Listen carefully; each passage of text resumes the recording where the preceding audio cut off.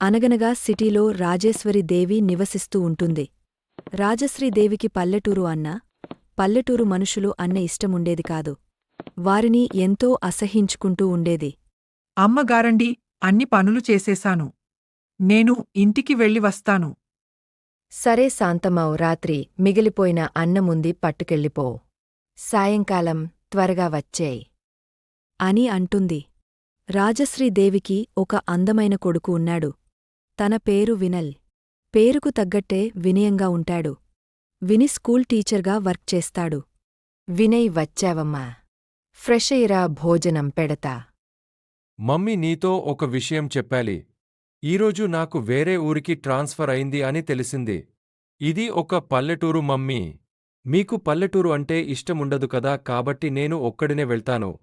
కొన్ని డేస్ అక్కడ ఉండి తర్వాత మళ్ళీ ఇక్కడకు ట్రాన్స్ఫర్ పెట్టుకుంటాను. అదేంట్రా, పట్నంలో ఏమీ దొరకలేదా? పోయి పల్లెటూరికి వెళ్తాను అంటున్నావ్.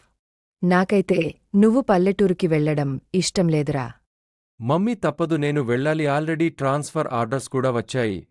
మళ్ళీ నేను వెంటనే పట్నానికి ట్రాన్స్ఫర్ చేపించుకుంటాను.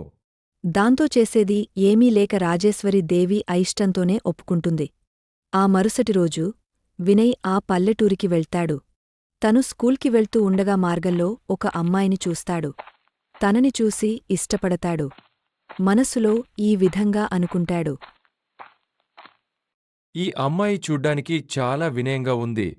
ఇలాంటి అమ్మాయి నా జీవితంలోకి వస్తే చాలా బాగుంటుంది.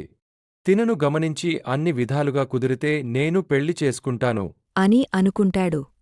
ఆ రోజునుంచి ఫాలో అవుతూ ఉంటాడు. తను చేసే ప్రతి పని వినయ్కు బాగా నచ్చుతుంది. తన పేరు, తన డీటెయిల్స్ అన్నీ తెలుసుకుంటాడు. రోజురోజుకీ తన ప్రవర్తన బట్టి తనపై ఇంకా ఎక్కువ ఇష్టం పెంచుకుంటాడు. ఒకరోజు డైరెక్ట్గా తనకి ఎదురుపడి ఈ విధంగా మాట్లాడుతాడు. సంధ్యగారు, మీతో నేను ఒక విషయం మాట్లాడాలి. నాకు కొంచెం టైం ఇస్తారా? నేను ఈ ఊర్లోనే హైస్కూల్లో టీచర్గా పనిచేస్తున్నాను. నా పేరు మీకు ఎలా తెలుసుండి? నాతో ఏం మాట్లాడాలి అనుకుంటున్నారు? మరి ఏమీ లేదండి. నేను గత కొన్ని రోజులుగా మిమ్మల్ని గమనిస్తున్నాను. మీరంటే నాకు చాలా ఇష్టం. మీ యొక్క వినయం, మీ అందాన్ని ఇంకా పెంచుతున్నాయి. మీలాంటి వారి కోసమే నేను ఇన్ని రోజులు వెతికాను. మీరు ఒప్పుకుంటే నేను మిమ్మల్ని పెళ్లి చేసుకుంటాను. అసలు నాకోసం మీకు ఏమి తెలుసండి? నేను చదువుకోలేదు. మీరు చూస్తే హైస్కూల్లో టీచర్. నాకంటూ ముందు వెనక ఎవరూ లేరు. ఈ ఊర్లో ఒంటరిగానే బ్రతుకుతున్నాను. నాకు మీకోసం ప్రతిదీ తెలుసండి. ప్రత్యేకంగా మీరు చెప్పనవసరం లేదు. అన్నీ తెలిసి మిమ్మల్ని పెళ్లి చేసుకోవడానికి ఇష్టపడుతున్నాను. మీకు ఇష్టమైతే నేను మిమ్మల్ని పెళ్లి చేసుకుంటాను. అందుకు సంధ్య అంగీకరిస్తుంది. ఆ విషయాన్ని రాజశ్రీదేవికి ఫోన్ చేసి చెప్తాడు వినల్. అమ్మ, నేను ఈ ఊర్లో ఒక అమ్మాయిని ప్రేమించాను.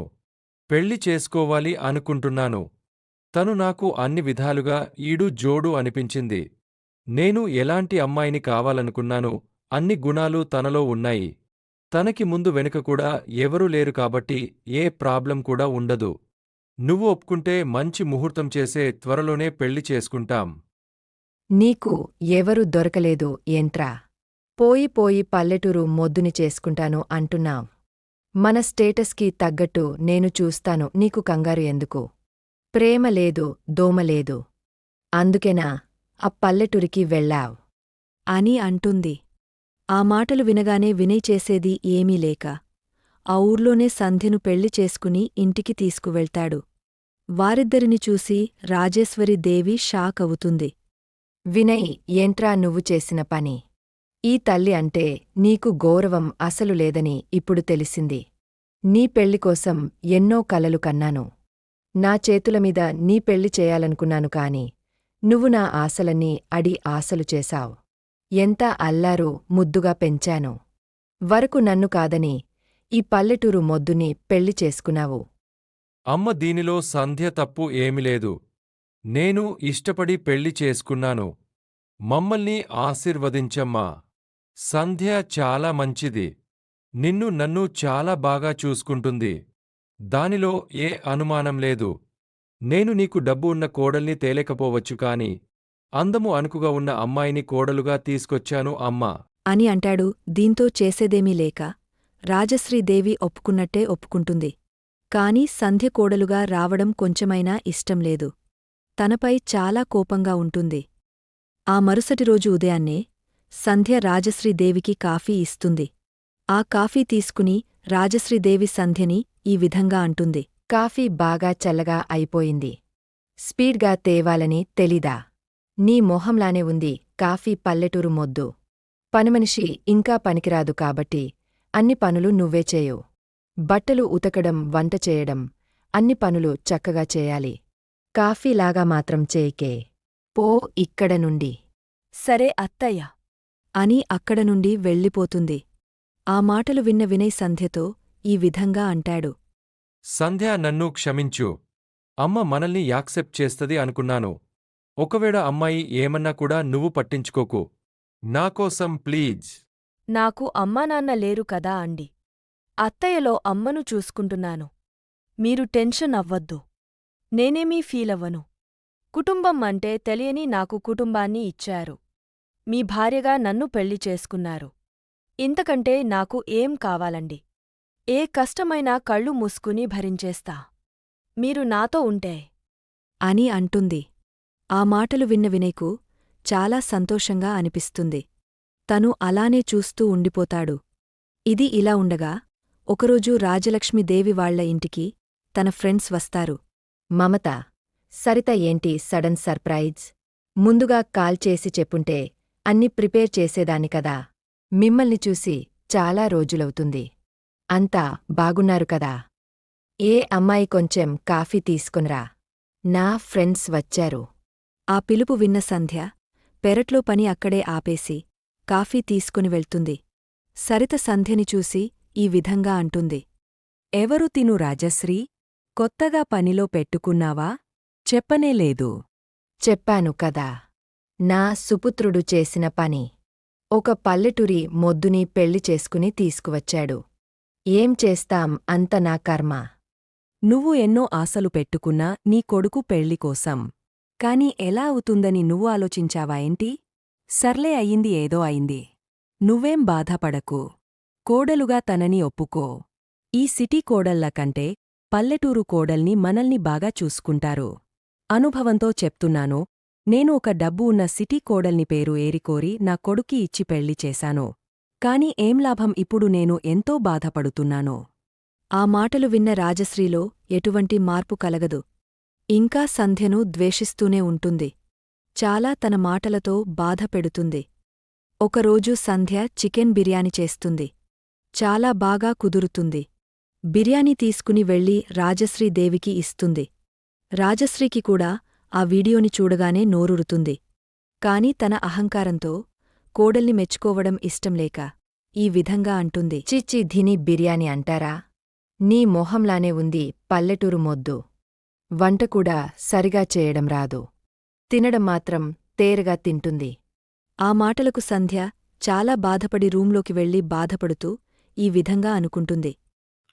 నేను నా తల్లిలాగా తినని చూసుకోవాలి అనుకుంటున్నాను కాని ప్రతి విషయంలో నన్ను ద్వేషిస్తున్నారు. అత్తయ్య నేను ఏమి చేసినా తప్పుగానే భావిస్తున్నారు. దేవుడా, నాకు మంచి బ్రతుకుని ఇచ్చావు అనుకున్నా. నేను కూడా నా కుటుంబంతో సంతోషంగా ఉండేలా చూడు అని బాధపడుతుంది. ఒక కంట గమనిస్తూనే ఉంటాడు వినల్. కాని తన తల్లిలో ఎటువంటి మార్పు కనిపించకపోవడంతో తన తల్లి దగ్గరికి వెళ్లి ఈ విధంగా అంటాడు. మమ్మీ, నేను నిన్ను చాలా గమనిస్తున్నాను. ప్రతి విషయంలో సంజన తిడుతూనే ఉన్నావు. తను నాకు ఏమీ చెప్పలేదు కాని నీ ప్రవర్తనలో చాలా మార్పు వచ్చింది మమ్మీ. నువ్వు ఇదివరకులాగా నాతో లేవు. సంధ్యని కూడా చాలా ద్వేషిస్తున్నావు. తనకి నా అనేవారు ఎవరు లేరు, అన్నీ మనమే. నిన్ను ఒక మంచి తల్లిగానే భావించి చూసుకుంటుంది. నువ్వు ఎన్ని అన్నా కూడా మౌనంగానే ఉంటుంది.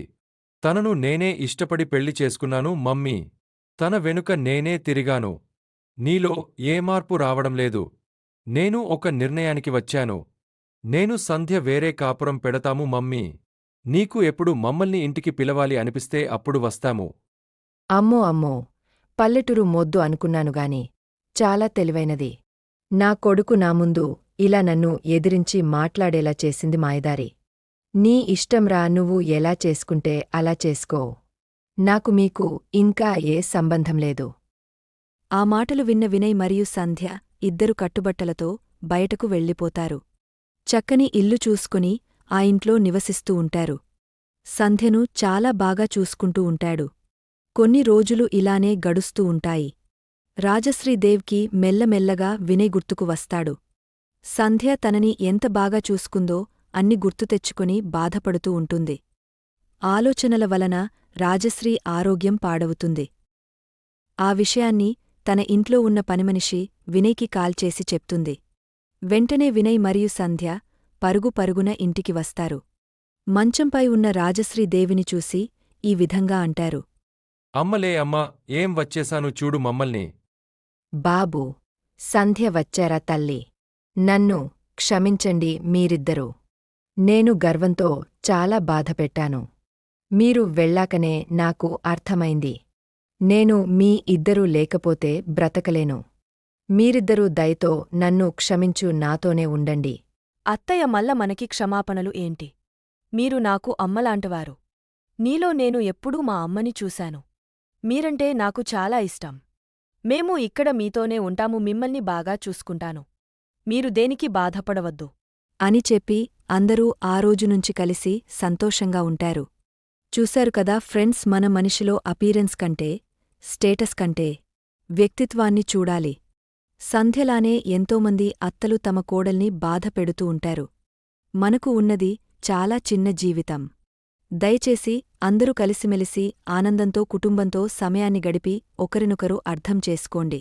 ఈ స్టోరీ కనుక మీకు నచ్చినట్లయితే please subscribe. Thanks for watching many stories.